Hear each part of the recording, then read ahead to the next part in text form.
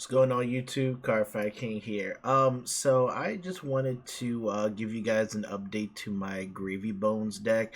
I know I said that I would make it, and I'm not gonna go recap the whole disappearing act because I was doing it. But I definitely said I wanted to bring Gravy Bones content, Necromancer content.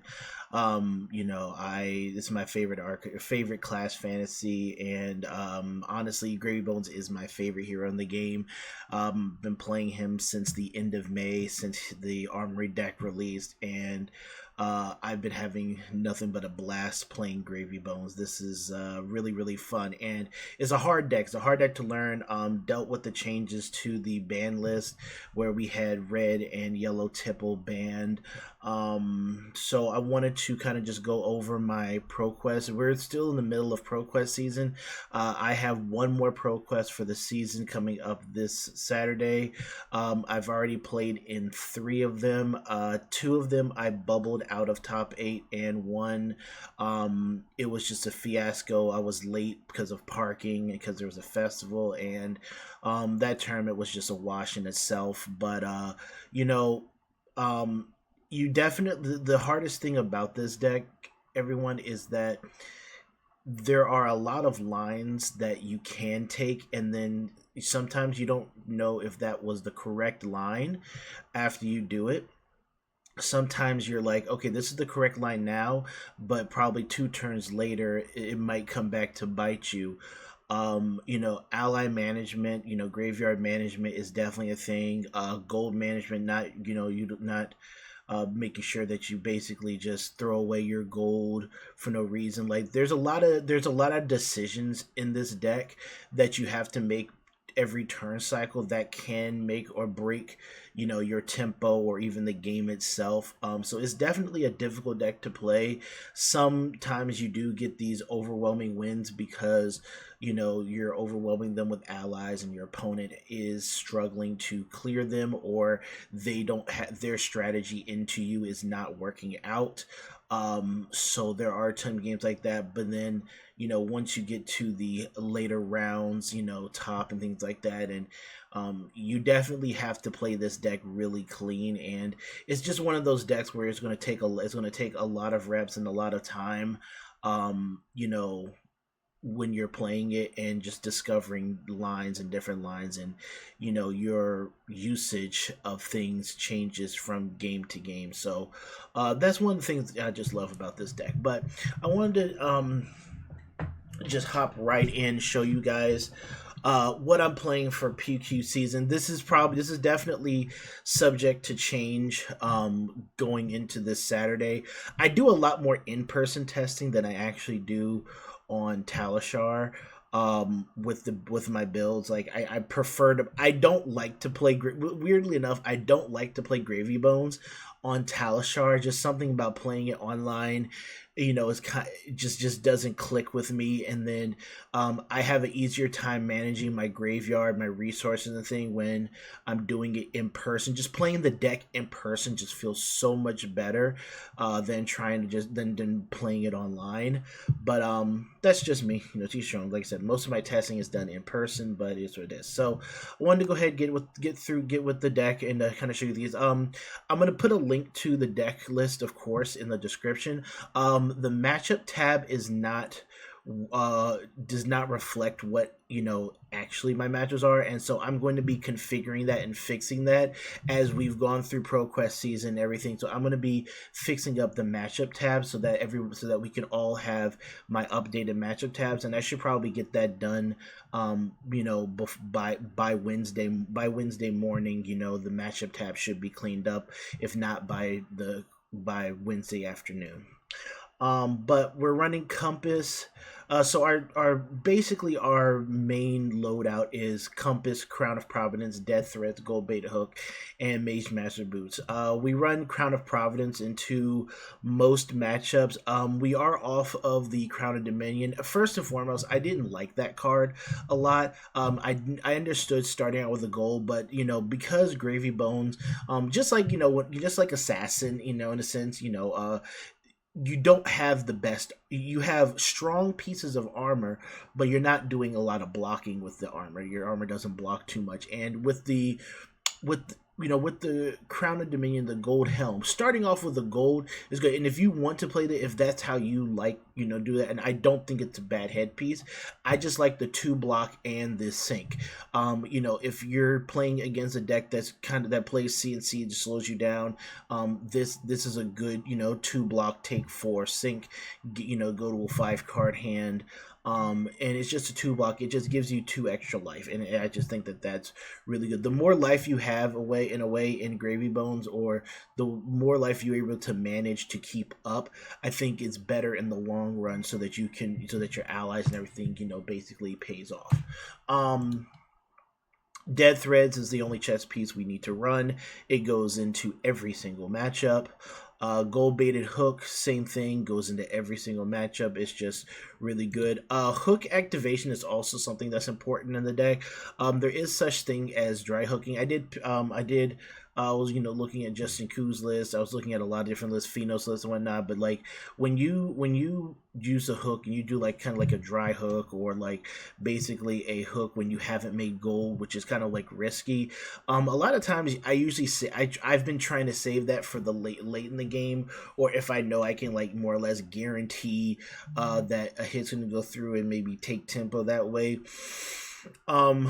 Because you want to generate gold, you want to keep generating gold, and but sometimes you are a little bit behind, or you need to take tempo, and you need to tempt your opponent. This is why it's called baited. Sometimes you need to tempt your opponent into actually blocking you. So the gold baited hook is just something where it's good to just activate, throw like Swabby for 7 or something like that, and then you go from there.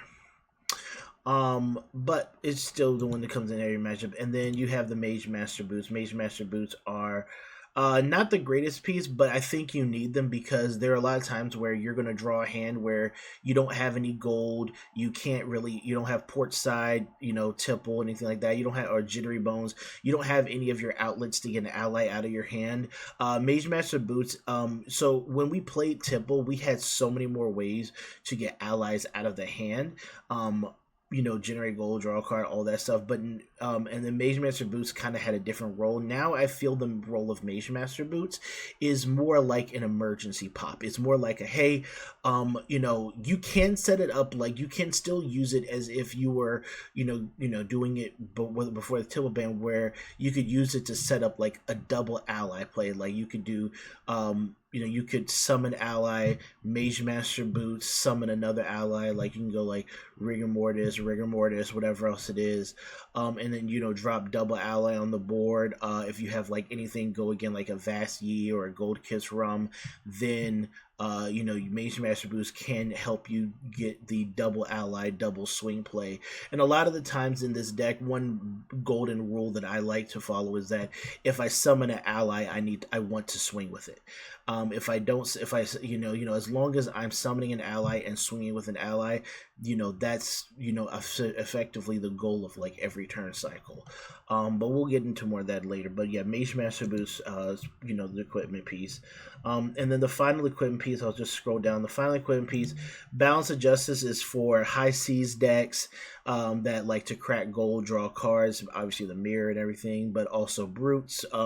Brutes are pretty popular. Not reviled KO. I bring Crown of Providence into reviled KO, but Balance of Justice into like the more standard brute, that the Blood Rush brutes, I would obviously bring that in.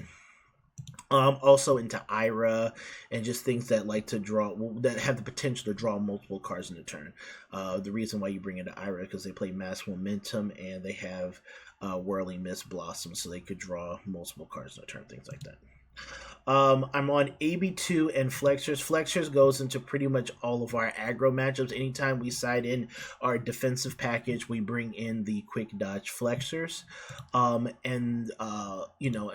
it converts an ally, non-block into 4 defense effectively. You can pitch a blue tipple that only blocks for 2, so you can convert a blue 2 into a 6 block. This card definitely is really good in those like key spots into the aggro matchups. And then no rune boots and no rune hood, just AB2. I bring AB2 into Verdance. I bring it into Kano, obviously. Acilio is a different story. Acilio is a deck where I'm probably bringing maybe just like AB1 hood because I want to keep like the Mage Master boots going, or I might do quick dodge flexors. It just really depends. Like Acilio was such a bad matchup. I'm still trying to figure out what the best loadout is. Like you could do AB2 into that, but then even on AB2 they still Volzar past your AB. So we will see. I still definitely need more testing into the Acilio matchup. It's not good. It's not good. But yeah. So pretty much for the deck. So I'm on three. I'm on 51 cards main board for right now. Um, I this has kind of been my main board effectively for a few months as far as certain things go. So I want to start out with the Reds. We're running three Conqueror of the High Seas. It's the party time boat, big boat. It's one of the best cards in deck. Definitely one of the cards that has our highest damage potential turns, especially on a prismatic, and we'll get to prismatic in a second. But we want to definitely run three Conqueror. And then the remaining Reds. I'm only covering the Reds, just gonna skip in between that and the sideboard because this is not a lot. Blood in the Water, Fiddler's Green, Sink Below. These come in for our defensive package if we need to be defensive.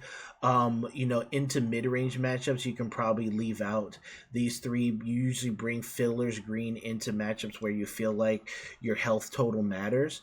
But this is like a defensive package. I'm very tempted to cut down to two Blood in the Water, but this package has been working out very nicely. Sink Below has been an MVP in a lot of situations, being able to help fix hand and just the extra D react to protect yourself against decks that throw a lot of damage like aggro decks. And then the one Swiftwater Sloop, I really love this card. This card was one of my favorite cards that I've been playing for a while. It's just that with less guaranteed gold generation and whatnot, it can be a little bit harder to consistently throw this card. Plus, the thing about it is that the more reds you see, like if I'm playing on small hands and I'm playing against like a Syndra or a aggro dash, something like that, then I don't want to. Then the more reds you have is fine because these reds are blocking. I'm blocking. I'm preserving life.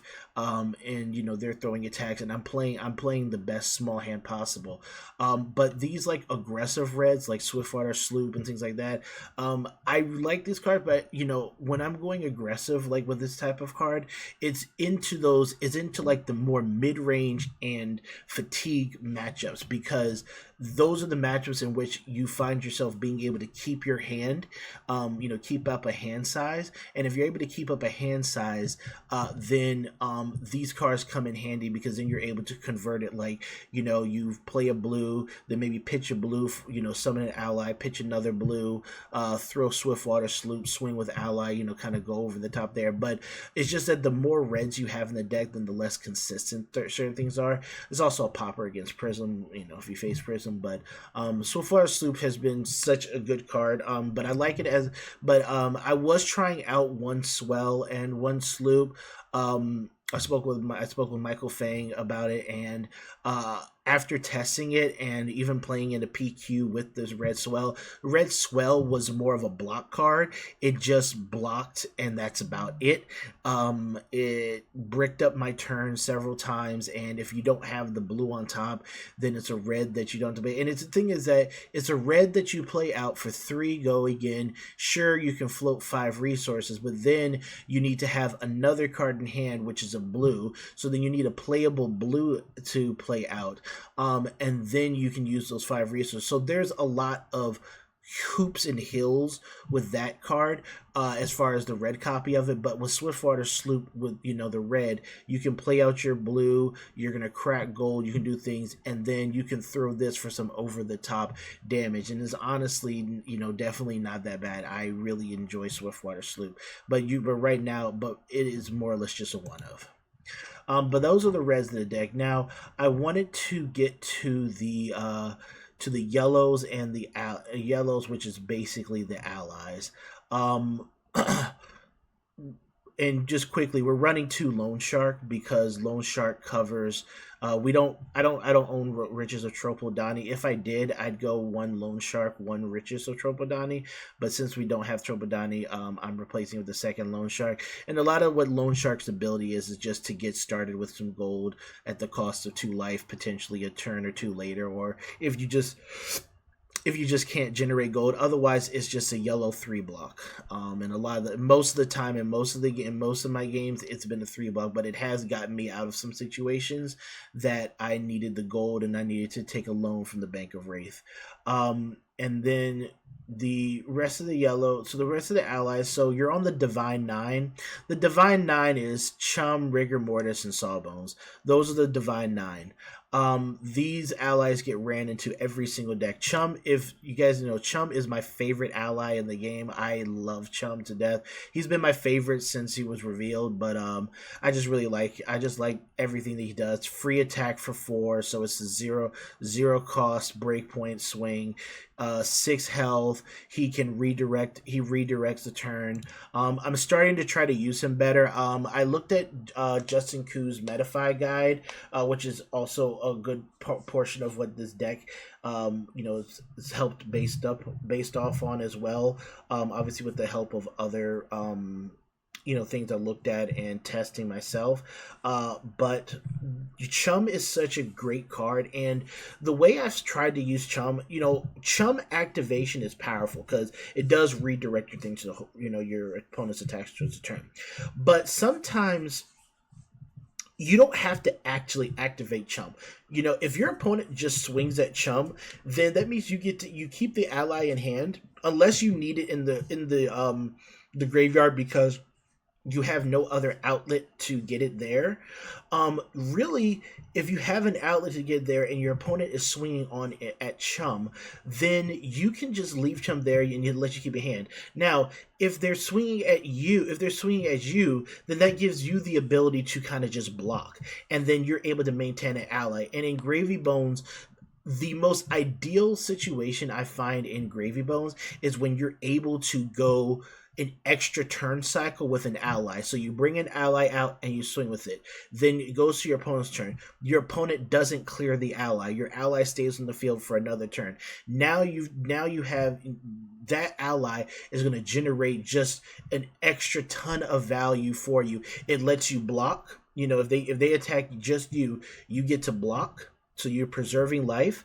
You have an ally on the field. So now you have the ability to either summon another ally, or you've preserved life, you swing, and now you're hitting your opponent for some life or getting some block out of them. But you're able to, but then you're able to play kind of like a small hand and get a little bit more setup. You can set up another ally in the grave. Sometimes you can even you can block enough that you can save a small hand or whatever else it is, and get another ally into the board, which is, again, and Chum does have a high livery. That's why we have 3 Fearless in the deck, and the best pairing for Chum is his best friend Sawbones.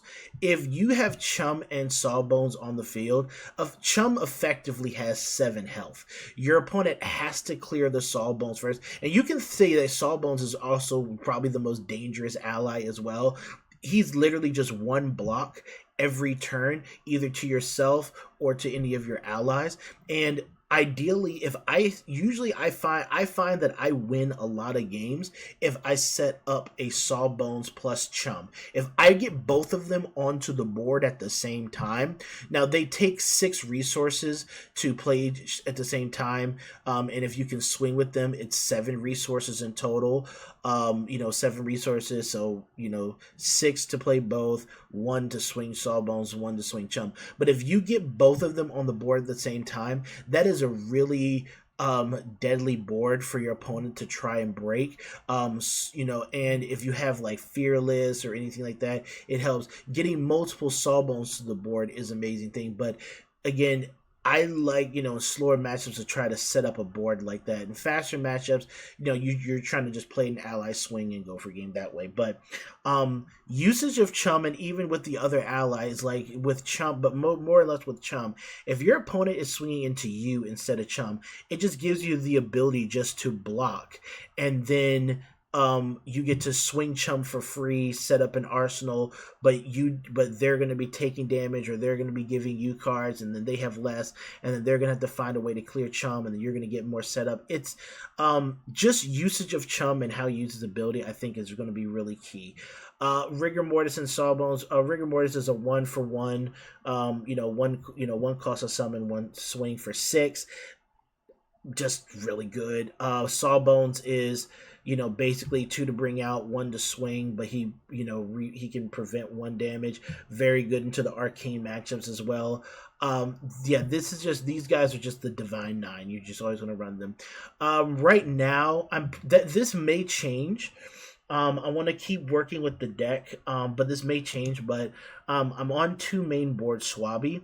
I really like Swabby because he's basically just Rigor Mortis. He's basically just Rigor Mortis, but slightly worse. He does have 3 health, but he costs 3 to bring out. He has 2 to attack, and he does hit for 7. 7 as a breakpoint. He can be a very awkward ally to bring out, as far as if he's the only one in there, because you need 5 resources in order to basically bring him out and swing. So he can be a little bit of a liability in that regard, which is why I think I might just move him to sideboard. But Swabby has been pretty good for me. That breakpoint has come in handy with hook activations and different things like that. And I've just liked this ally Swabby. Now the other ally that we can play, I don't think I have. Yeah, the other ally that's also in the maybe board is Anka. Anka is basically like an in between. Like he's in between Swabby and Sawbones, basically.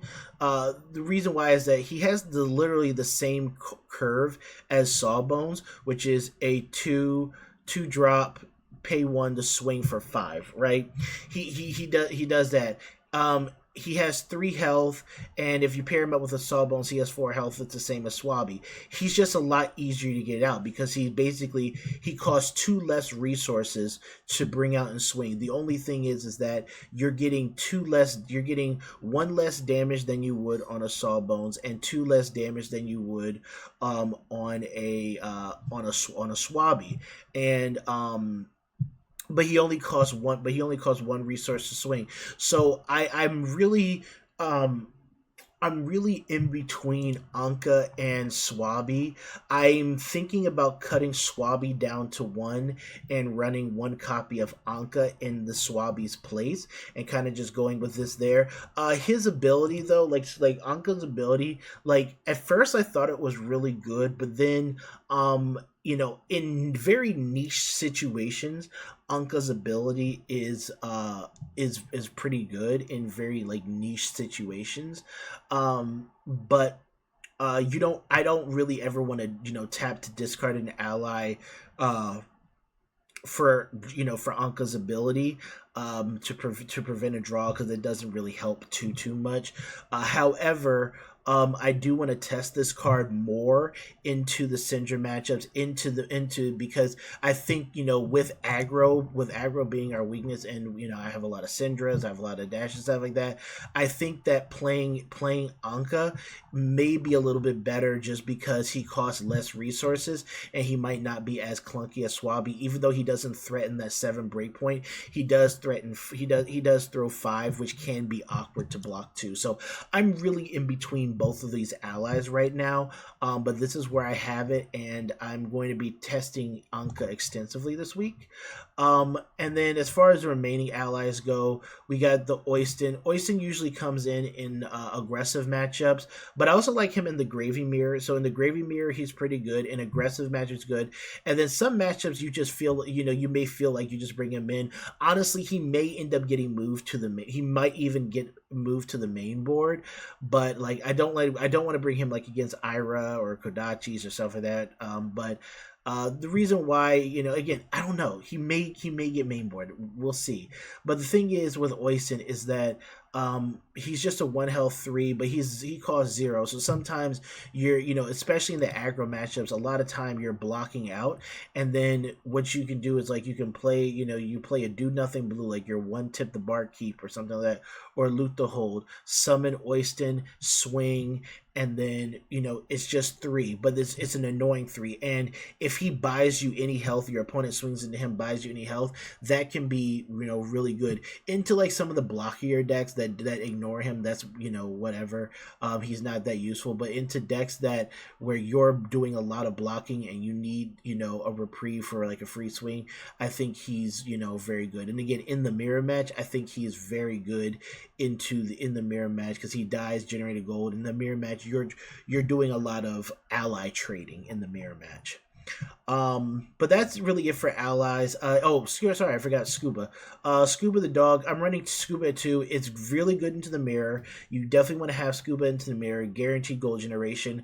Also the 4 health here is good for decks that have a hard time clearing it. I thought you don't really need it into like K or anything, but like into like your slower, more fatigued matchups, this card recycles your power card, which is Prismatic Ley Lines. And it just generates you gold, which you can use to set up different things. Like Scuba's been I've been very high on Scuba for for like the last like 2 months or so. 0 cost to bring out 4 health. It does cost 3 to attack, but the long-term effect of swinging for 4, getting a gold, putting back a Prismatic Ley Lines or something like that, it's been just really nice. And then on to the blues. So the blues are kind of interesting, and I'll talk about that here. So we have 1 copy main board of Vast Yi. We got 1 copy main board, Back Alley Break Line, and Battalion Bark. Now, the one of those are interesting. But let me skip in one loot the hold. So these, and then 1 to the barkeep. So these are like my one ofs in the main board as far as blue go. Now, hold there, and let's just look at the 3 ofs. 3 Call to the Grave.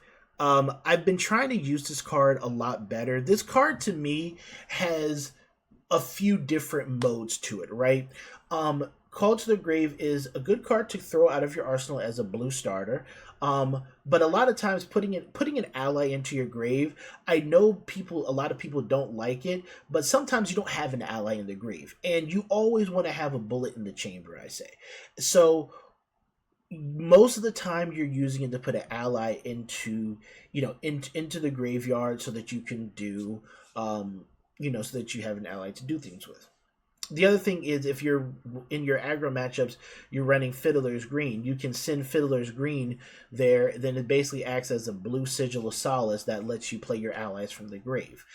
If you have allies in the grave, when you've done that, so you can do that. But the other thing is, in the fatigue matchups and the mid range matchups, it lets you put your back alley break line into the graveyard as well, and then that basically gives you a blue that gives you an extra action point. So now you have an extra action point, which allows you to do a double swing. It lets you set up your double summon, double swing plays, and things like that. So Call to the Grave is good. I don't really like to block with it. Like sometimes, like you don't really want to block with it because it's a 2 block, so it doesn't really do too much for you. And its other modes are a little bit more powerful. But those are really the two ways to do it. And I think that I definitely want to find other ways that I could use it. But right now, those are really the two main ways to do that. Chart the High Seas. That's one of the best blues in the deck. It's your high rolling card, but I usually like to when I do Compass Discipline. I like to Compass before activating Chart the High Seas, just so I can see if it's like an ally on top, I can guarantee gold. If it's a blue on top, basically I play a blue to generate 3 resources. Get a blue in the pitch, and then that obviously helps out with your Swiftwater Sloop plays and your Conqueror the High Sea plays and things like that. Fearless Confrontation. I didn't want to like this card. A lot of times this card was do nothing. However, because sometimes you can't get allies out of your hand and not a lot of gold generation. I have sent this card for 5 damage. It's just, here's 5. Are you going to block it, or do I get 5 life? Is it bad? Yeah, it's not great in that situation, but it can be an intermediate there. But a lot of times you use it to save an ally. Your opponent swings Xaxes into an ally, you can ditch this to save the ally. Into Brute, if they do like pulping at you, you can like pitch Fearless, get rid of -1, get rid of that, and then you can block the pulping and end their turn, because then they lose the go again. Fearless has just been really good, and I'm so glad that I actually moved it to 3. And the more that I've started to use this card and see the card in this situation, even situations where you may end up IPing yourself, if you keep this in your hand, that means that your ally effectively has 1 extra health going into your next turn cycle. So it's become a really good card the more that I've learned to how to use this. Golden Temple, we know how good that card is. Jittery Bones is just basically a worse Tipple replacement. Before you use Jittery Bones, you want a Compass to see if you have an ally on the top of your deck or not. Ideally, you want an ally on the top of your deck when you have Jittery Bones, but usually it's either a blocking card, if I have a different way to get an ally out of the hand. It's a pitch card if I don't have an ally on the top of the deck or an ally in hand. And if I do have an ally in hand, if this is not my blue starter, then it's going to get pitched. But sometimes this has to be your blue starter. Sometimes you just have to utilize this. Jittery Bones is actually good in combination with Oyston, because you can do like Jittery Bones, blow up Oyston, play Oyston, swing, and so you basically did like kind of like a like a 1 or 2 1 card 5, something like that. So it's not a great card, but it's kind of like your Timu replacement. Murderous Rabble is one of my favorite blues in the deck. It's just Ravenous Rabble but blue, and you play a lot of blues. Portside Exchange is another card. So Portside Exchange and Golden Tipple are both kind of same things, but this blocks for 3, gets an ally, gets a discard, draw a card. The other way you can play Portside is if you block your entire hand, then you just play Portside. You discard a card, then draw a card. You perform as much of the card as you can. It's not discard a card in order to draw a card. It's just then draw a card. So you can just play this as a blue. Draw, and then you can just draw a card, like on a 1-card hand, just draw a card, and if you Compass and you see there's a blue on top, well, you're basically just exchanging a blue for a blue, and now you have a blue in the grave, and you have 3 resources in hand to play out an ally. Portside Exchange is just really good. Tipple is good as well, but there are situations like in the high seas, if you're in a match against against Gravy or Marlin, you really prioritize using Portside Exchange over Golden Tipple, because if you do Golden Tipple, they have a chance to use Sunken Treasure against you, and you can Tipple your ally there, but then they're going to Sunken Treasure and get rid of it on the blocks. So in those type of matchups, you want to play around the Sunken Treasure best as you can. And then Saltwater Swell is just, the blue swell is what you want to see. The red, I cut the red swell because red swell is definitely not something that I enjoy playing and I like to see, and it was just a brick. Sunken Treasure is really good. We need gold. This card can help us get gold in faster matchups where we're not recycling our prismatic ley lines. We're flipping them for gold. If they're playing yellows, we're flipping their yellows for gold. A lot of times, even in the Earth matchup, you can flip down their Earth cards so you can stunt their decomposition activations. This card really does help in terms of, like, the graveyard manipulation and things like that. And moving three, I used to play sideboard this, but moving this to the main board has definitely been felt pretty good. Now we've done most of the blues. Now going to the one ofs. So we run one of Avasti and one uses the hold. Looking at how Justin Koo and Jacob Clements talked about Avast Yi and Loot the Hold. Avast Yi is definitely the better card of all of them. It's the better card. It just is just the better card of all of them. Given the ally go again, but sometimes in some matchups, like in the Syndra matchup, in the Dash matchup, stuff like that, you don't have room. You don't have really any room to play a lot of Avast Yis. Maybe maybe one Avast Yi, and a lot of times it's just a blue do nothing to bring an ally out, or it's a 3-block. But into the slower matchups, I bring in 2 more copies of this card because I have a higher chance of keeping an ally on the board, and those are the games in which you can see yourself getting 2 allies to the board, having some go again, getting the extra points, so you can get extra swing, get extra damage in. The Loot the Hold, I know that there's quite a few people who don't like Loot the Hold. I guess I can see why, but I play the one Loot the Hold in the main board because I don't own, and I'll get to but I don't own Eye of Ophidia, so we're making blue concessions here. But the Loot the Hold is really, if your meta is kind of like mine, that has a lot of mech, has a lot of Dragonic heroes, things like that. Loot the Hold is really good. Even heroes that want to keep hands and throw things at you, like, it's just a really good card just to throw it out there and force interaction, force you to block, so that so that you're going to lose a card either way. You're going to lose a card blocking, or you're going to lose a card not blocking, and you're going to take this and then you're going to play on a bit of a smaller hand. So Loot the Hold can't force the issue, but I'm only running 1 copy in the main deck because there are matches where I side in 2 Avast Yi, keep 1 Loot the Hold, or I summon it, or I put in 2 more Loot the Hold and keep Avast Yi at 1. So like slow mid-range to fatigue, mid-range to fatigue, Avast Yi comes in, Loot the Hold stays at 1.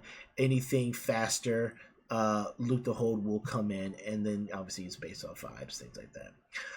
Back alley break line, the 1 copy is in the main board. Again, you might hit it with Swell, you might hit it with Chart the High Seas, and then it's always an option to put into the grave for Call to the Grave if you found some breathing room.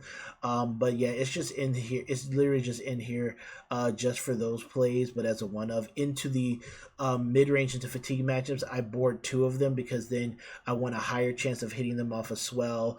I want a higher chance of hitting them off of Chart the High Seas, and having 2, which turns 2 Call to the Graves into double action point turns, so you get 2 of them in the game. I think that's really strong.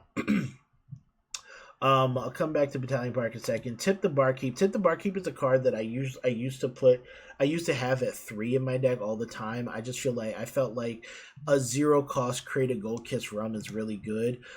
So I put 1 but right now I'm running 1 copy of it. It's mostly to keep the deck at 51 for boarding purposes. But the reason is because it's a good card. Like, I think Gold Kiss Rum, but in matchups where I feel like Gold Kiss Rum is really strong is in the mid-range and the fatigue matchups. So I will definitely feel more comfortable running 2 copies of it in those matchups. But into like your aggro matchups, things like that, like this card in the Gold Kiss Rum really doesn't do too much for you because you are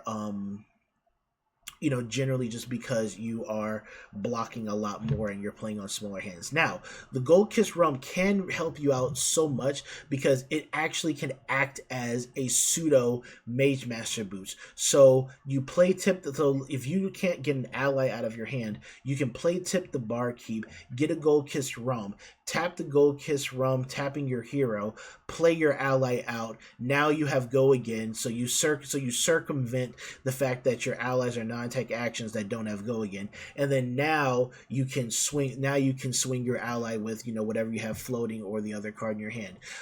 So tip the Barkeep is another main board in deck.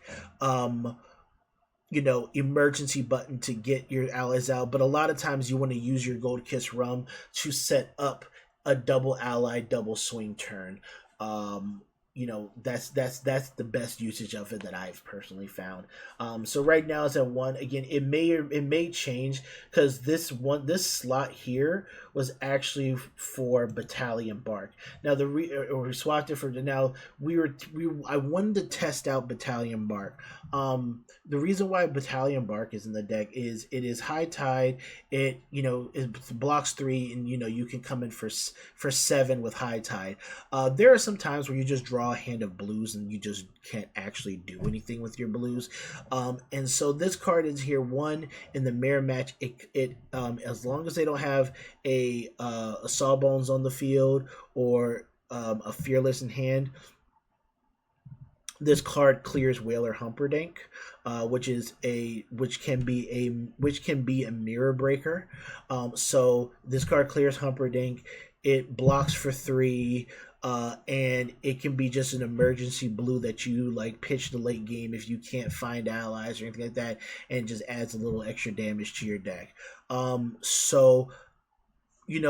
It's not that great of a card. But I wanted to test it out and just see how it is. At least on paper, it seems like as a one of, it has a niche role that it fulfills. That Tip the Barkeep was fulfilling, but Tip the Barkeep it also helps you win clashes in some situations. But with Tip the Barkeep, I definitely want to make sure that this is a strong card. It's a very good card, and depending on how you value and utilize the Gold Kiss Rums, this card can be extremely strong. So the more you talk about it, the more I talk about it, the more I'm kind of like, I need to get to testing, because this is it's what and what. But those are the one of blues. The other one in the sideboard is Diamond Amulet. Diamond Amulet. Oh, I forgot to talk about Whaler Humperdinck. I'll get to Whaler in a second.